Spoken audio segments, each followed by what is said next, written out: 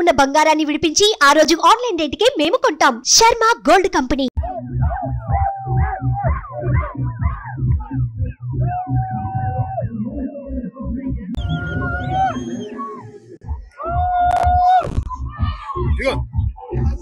చూస్తున్నట్లయితే మనం తెలుగుదేశం పార్టీ కార్యాలయం దగ్గర ఉన్నాం.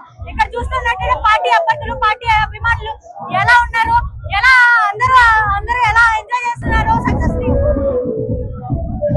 పార్టీ అభ్యర్థులు, పార్టీ అభిమానులు అందరూ చూస్తున్నట్లయితే ఎలా సంబరాలు చేసుకున్నారు. ఈ సంబరాలు అంబరాన్ని నడవచ్చని చెప్పొచ్చు.